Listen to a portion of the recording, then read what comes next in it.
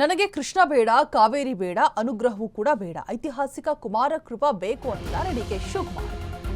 CM ಅಧಿಕೃತ ನಿವಾಸ ಕಚೇರಿಯಾಗಲಿದೆ ಕುಮಾರಕೃಪಾ. ಬರೋಬ್ಬರಿ 160 ವರ್ಷದ ಐತಿಹಾಸಿಕ ಬಂಗಲೆ ಇದೇ ಬೇಕು ಅಂತ ಮುಖ್ಯಮಂತ್ರಿಗಳು ಪಟ್ಟನ್ನ ಹಿಡಿದು ಕೂತಿದ್ದಾರೆ. 160 ವರ್ಷ ಐತಿಹಾಸಿಕ ಬಂಗಲೆ ಕುಮಾರಕೃಪಾ. ಇತಿಹಾಸ, ಪರಂಪರೆ, ರಾಜಕೀಯದ ದೃಷ್ಟಿಯಿಂದ ಮಹತ್ವದ ಕಟ್ಟಡ ಅದು. ಬೆಂಗಳೂರಿನ ಅತ್ಯಂತ ಹಳೆಯ ಕಟ್ಟಡಗಳಲ್ಲಿ ಇದು ಕೂಡ ಒಂದು. ಕುಮಾರಕೃಪದ ಮೇಲೆ ಕಣ್ಣಿಟ್ಟಿರೋದೇಕೆ ಸಿಎಂ ಡಿಕೆ ಶಿವಕುಮಾರ್? ನನಗೆ ಕೃಷ್ಣನೂ ಬೇಡ, ಕಾವೇರಿನೂ ಬೇಡ, ಅನುಗ್ರಹವೂ ಕೂಡ ಬೇಡ, ಕುಮಾರಕೃಪವೇ ಬೇಕು ಅಂತ ಹೇಳ್ತಾ ಇದ್ದಾರೆ ಡಿಕೆ ಶಿವಕುಮಾರ್. ಸಿಎಂ ಅಧಿಕೃತ ನಿವಾಸ ಕಚೇರಿಯಾಗಲಿದೆ ಕುಮಾರಕೃಪಾ. ಬರೋಬ್ಬರಿ 160 ವರ್ಷದ ಐತಿಹಾಸಿಕ ಬಂಗಲೆ. ಬೆಂಗಳೂರಿನ ಅತ್ಯಂತ ಹಳೆಯ ಕಟ್ಟಡಗಳಲ್ಲಿ ಕುಮಾರಕೃಪಾ ಕೂಡ ಒಂದು. ಇನ್ನು ಕುಮಾರಕೃಪದ ವಿಶೇಷತೆಗಳು ಏನೆಲ್ಲ ಇದೆ ಅಂತ ನೋಡ್ತಾ ಹೋಗೋದಾದ್ರೆ, ಮೈಸೂರಿನ ದಿವಾನ ಶೇಷಾದ್ರಿ ಅಯ್ಯರ್ ನಿವಾಸವಾಗಿತ್ತು.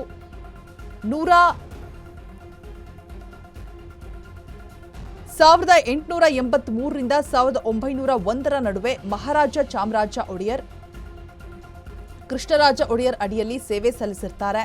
ಇಲ್ಲಿಗೆ ಹೆಸರುಘಟ್ಟದಿಂದ ನೀರನ್ನ ಪಂಪ್ ಮಾಡಲಾಗ್ತಾ ಇರುತ್ತೆ. ಶೇಷಾದ್ರಿ ಅಯ್ಯರ್ ಕುಮಾರಸ್ವಾಮಿ ದೇವರ ಭಕ್ತರಾಗಿರ್ತಾರೆ.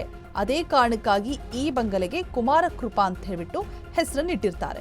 ಇನ್ನು 1927 ಗಾಂಧೀಜಿ ಬೆಂಗಳೂರಿಗೆ ಬಂದಾಗ ಇಲ್ಲೇ ಉಳಿದುಕೊಂಡಿರ್ತಾರೆ. ಎಸ್ ನಿಜಲಿಂಗಪ್ಪ ಅವರು ಒಂದು ಅವಧಿಯಲ್ಲಿ ಇದೇ ಬಂಗಲೆಯಲ್ಲಿ ಇರ್ತಾರೆ. ಸದ್ಯ ಸರ್ಕಾರಿ ಅತಿಥಿ ಗೃಹವಾಗಿರುವಂತಹ ಕುಮಾರಕೃಪಾ ವಿಶಾಲವಾದ ಬಂಗಲೆಯಲ್ಲಿದೆ. 12 ಕೊಠಡಿಗಳು, ದೊಡ್ಡ ಸಭಾಂಗಣಗಳು, ಅಡುಗೆ ಮನೆ ಸೇರಿ ವಿವಿಧ ಸೌಲಭ್ಯಗಳು ಕೂಡ ಇಲ್ಲಿದೆ. ಹಳೆಯ ತೇಗದ ಮರದ ಬಾಗಿಲುಗಳಿದೆ, ಕಿಟಕಿಗಳು ಕೂಡ ಇದೆ. ಕಲ್ಲಿನ ರಚನೆಗಳು ಕುಮಾರಕೃಪದ ಆಕರ್ಷಣೆ. ಪೂರ್ವಾಭಿಮುಖವಾಗಿರುವಂತಹ ಬಂಗಲೆ ಮೇಲೆ ಡಿಕೆಶಿ ಕಣ್ಣಿರುವಂಥದ್ದು.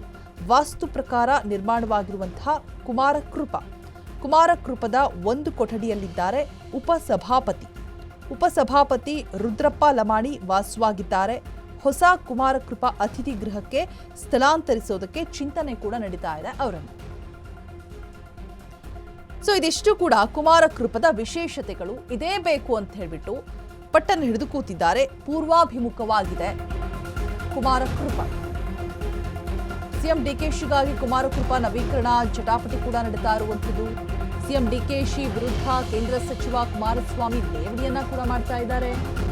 ಅವರು ಕುಮಾರಕೃಪಾ ಮನೆ ಮಾಡಿಕೊಳ್ಳೋದಿರ್ಲಿ, ಲೇವಡಿ ಮಾಡ್ತಿದ್ದಾರೆ ಕುಮಾರಸ್ವಾಮಿ. ಅವರೇ ಹೇಳ್ತಾರಲ್ಲ, ಇನ್ನು 8 ವರ್ಷ ನಾನೇ ಇರ್ತೀನಿ ಅಂತ. 5 ವರ್ಷ ಅವರೇ ಮುಂದುವರೆದ್ರೆ ವಿಧಾನಸೌಧ ಆಗತ್ತೆ, ಏನಾಗತ್ತೆ? ಹಾಗಾದ್ರೆ ಪಾರಂಪರಿಕ ಕಟ್ಟಡವನ್ನ ಮನೆಯಾಗಿ ಬಳಸೋದು ತಪ್ಪು ಅಂತ ಹೇಳ್ತಿದ್ದಾರೆ. ಹಿಂದೆ ಮಹಾರಾಜರ ಕಾಲದಲ್ಲಿ ಕಟ್ಟಿದಂತಹ ಕಟ್ಟಡ ಅದು. ಅಲ್ಲಿ ಹೋಗಿ ಅದನ್ನ ಹೊಡೆಯುವಂತಹ ಕೆಲಸ ಮಾಡಬಾರ್ದಾಗಿತ್ತು. ಸಿಎಂ ಡಿಕೆಶಿ ವಿರುದ್ಧ ಕೇಂದ್ರ ಸಚಿವ ಎಚ್.ಡಿ. ಕುಮಾರಸ್ವಾಮಿ ಈಗ ಕಿಡಿಕಾರ್ತಾ ಇದ್ದಾರೆ.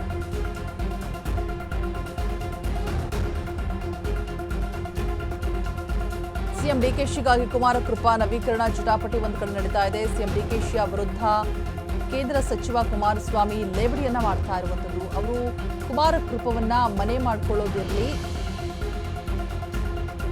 ಅವರೇ ಹೇಳ್ತಾರಲ್ಲ, ಇನ್ನೂ ಕೂಡ 8 ವರ್ಷ ನಾನೇ ಇರ್ತೀನಿ ಅಂತ ಹೇಳ್ಬಿಟ್ಟು. 5 ವರ್ಷ ಅವರೇ ಮುಂದುವರೆದ್ರೆ ವಿಧಾನಸೌಧ ಏನಾಗತ್ತೆ ಹಾಗಾದ್ರೆ ಅಂತ ಲೇವಡಿಯನ್ನ ಮಾಡ್ತಾ ಇದ್ದಾರೆ ಕುಮಾರಸ್ವಾಮಿ. ಪಾರಂಪರಿಕ ಕಟ್ಟಡವನ್ನ ಮನೆಯಾಗಿ ಬಳಸೋದು ತಪ್ಪು ಅಂತ ಕೂಡ ಹೇಳ್ತಾ ಇದ್ದಾರೆ.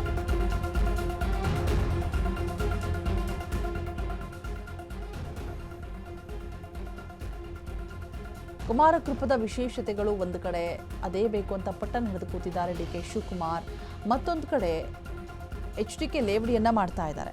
5 ವರ್ಷ ವಿಧಾನಸೌಧ ಏನಾಗ್ಬಿಡುತ್ತೆ 5 ವರ್ಷಕ್ಕೆ? ಹಾಗಾದ್ರೆ ಇಲ್ಲಿ ರಾಜ ಮಹಾರಾಜರೆಲ್ಲ ಇದ್ದಂಥದ್ದು, ಕೃಷ್ಣರಾಜ ಒಡೆಯರ್ ಅಡಿಯಲ್ಲಿ ಸೇವೆ ಸಲ್ಲಿಸಿರ್ತಾರೆ. ಸೊ ಇದನ್ನ ಈಗ ಮನೆಯಾಗಿ ಯೂಸ್ ಮಾಡುವಂಥದ್ದು ಸರಿಯಲ್ಲ ಅಂತ ಹೇಳ್ಬಿಟ್ಟು ಎಚ್ ಡಿ ಕುಮಾರಸ್ವಾಮಿ ಲೇವಡಿಯನ್ನ ಮಾಡ್ತಾ ಇದ್ದಾರೆ. 8 ವರ್ಷ ಇವರೇ ಮುಂದುವರಿತೀನಿ ಅಂತಾರೆ. ಹಾಗಾದ್ರೆ 5 ವರ್ಷಕ್ಕೆ ವಿಧಾನಸೌಧ ಏನಾಗುತ್ತೆ, ಹಾಗಾದ್ರೆ ಏನಾಗಬಹುದು ಅಂತ ಹೇಳ್ಬಿಟ್ಟು ಟಾಂಗ್ ಕೊಡ್ತಾ ಇದ್ದಾರೆ ಡಿ ಕೆ ಶಿವಕುಮಾರ್ಗೆ. ಸಿಎಂ ಡಿ ಕೆ ಶಿವಕುಮಾರ್ ಕೃಪಾ ನವೀಕರಣ ಜಟಾಪಟಿ ಮುಂದುವರಿತಾನೆ ಇದೆ.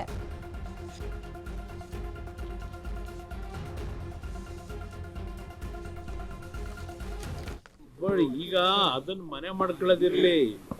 ನನಗೆ ಡೌಟು, ಏನಾದ್ರು ಈಗೇನು ಹೇಳ್ತಾವ್ರಲ್ಲ, ಮುಂದಿನ 8 ವರ್ಷ ನಾನೇ ಇರ್ತೀನಿ, ಮುಂದಿನ 5 ವರ್ಷ ಅಂತ ಹೇಳಿ. ಆ ಮುಂದಿನ 5 ವರ್ಷ ಇವ್ರು ಏನಾದ್ರು ಮುಂದುವರೆದು ಬಿಟ್ರು ವಿಧಾನಸೌಧ ಏನ್ ಮಾಡ್ತಾರೆ ಅಂತ ನನಗೆ ಗಾಬರಿ ಆಗಿದೆ. ಅದು ತಪ್ಪದು. ಅದು ಹಿಂದೆ ಯಾವೊಂದು ಮಹಾರಾಜರ ಕಾಲದಲ್ಲಿ ಅವತ್ತು ಕಟ್ಟಿದಂಥದ್ದೇನಿದೆ, ಆ ಒಂದು ಪಾರಂಪರಿಕ ಕಟ್ಟಡ ಅದು. ಅಲ್ಲಿ ಇವ್ರು ಹೋಗಿ ಇವತ್ತು ಅದೆಲ್ಲ ಒಡೆಯತಕ್ಕಂಥ ಕೆಲಸ ಏನು ಮಾಡಿದ್ದಾರೆ. ಪಕ್ಕದಲ್ಲಿ ಹೊಸ ಗೆಸ್ಟ್ ಹೌಸ್ ಇವರೇ ಕಟ್ಟಿದ್ವಲ್ಲ, ಸರ್ಕಾರದಲ್ಲೇ ಕಟ್ಟಿದ್ರಲ್ಲ. ಆ ಗೆಸ್ಟ್ ಹೌಸ್ನಲ್ಲಿ ಏನೇನು ನಡೀತಾ ಇತ್ತು ಹಿಂದೆ, ಒಂದು ಟಿ ವಿಗಳಲ್ಲೇ ನಾನು ಗಮನಿಸಿದೆ. ಆ ಗೆಸ್ಟ್ ಹೌಸ್ ಕಟ್ಟಿ 100 ಕೋಟಿ ಖರ್ಚು ಮಾಡಿ ಅಲ್ಲಿ ನಡೀತಾ ಇದ್ದಂಥ ದಾಂಧೆ ಏನು ನಡೀತಿತ್ತಲ್ಲ, ಹಲವಾರು ರೀತಿ ಒಂದು ಕೆಟ್ಟ ಒಂದು ದಂಧೆಗಳು, ಅದು ಎಲ್ಲ ಹೊರಗಡೆ ನೀವೇ ಪ್ರಚಾರ ಮಾಡಿದ್ರಿ ಹಿಂದಿನ ಸರ್ಕಾರದಲ್ಲಿ. ಅದರಿಂದ ಇವತ್ತು ಅಂಥ ಒಂದು ಕಟ್ಟಡಗಳಲ್ಲಿ ಬೇಕಾದಷ್ಟಿದ್ದಾವೆ. ಇಲ್ಲೇ ಇದನ್ನೇ ಒಂದು ಪಾರಂಪರಿಕ ಕಟ್ಟಡವನ್ನು ಒಡೆಯತಕ್ಕಂಥ ಕೆಲಸದ ಅವಶ್ಯಕತೆ ಇರ್ತದೆ. ಈಗ ಅದನ್ನು ಮನೆ ಮಾಡ್ಕೊಳ್ಳೋದಿರ್ಲಿ. ನನಗೆ ಡೌಟು, ಏನಾದ್ರು ಈಗೇನು ಹೇಳ್ತಾವ್ರಲ್ಲ, ಮುಂದಿನ 8 ವರ್ಷ ನಾನೇ ಇರ್ತೀನಿ, ಮುಂದಿನ 5 ವರ್ಷ ಅಂತ ಹೇಳಿ. ಆ ಮುಂದಿನ 5 ವರ್ಷ ಇವ್ರು ಏನಾದ್ರು ಮುಂದುವರೆದು ಬಿಟ್ರು ವಿಧಾನಸೌಧ ಏನ್ ಮಾಡ್ತಾರೆ ಅಂತ ನನಗೆ ಗಾಬರಿ ಆಗಿದೆ. ಅದು ತಪ್ಪದು. ಅದು ಹಿಂದೆ ಯಾವೊಂದು ಮಹಾರಾಜರ ಕಾಲದಲ್ಲಿ ಅವತ್ತು ಕಟ್ಟಿದಂಥದ್ದೇನಿದೆ, ಆ ಒಂದು ಪಾರಂಪರಿಕ ಕಟ್ಟಡ ಅದು. ಅಲ್ಲಿ ಇವ್ರು ಹೋಗಿ ಇವತ್ತು ಅದೆಲ್ಲ ಒಡೆಯತಕ್ಕಂಥ ಕೆಲಸ ಏನು ಮಾಡಿದ್ದಾರೆ. ಪಕ್ಕದಲ್ಲಿ ಹೊಸ ಗೆಸ್ಟ್ ಹೌಸ್ ಇವರೇ ಕಟ್ಟಿದ್ವಲ್ಲ, ಸರ್ಕಾರದಲ್ಲೇ ಕಟ್ಟಿದ್ರಲ್ಲ. ಆ ಗೆಸ್ಟ್ ಹೌಸ್ನಲ್ಲಿ ಏನೇನು ನಡೀತಾ ಇತ್ತು ಹಿಂದೆ, ಒಂದು ಟಿ ವಿಗಳಲ್ಲೇ ನಾನು ಗಮನಿಸಿದೆ. ಆ ಗೆಸ್ಟ್ ಹೌಸ್ ಕಟ್ಟಿ 100 ಕೋಟಿ ಖರ್ಚು ಮಾಡಿ ಅಲ್ಲಿ ನಡೀತಾ ಇದ್ದಂಥ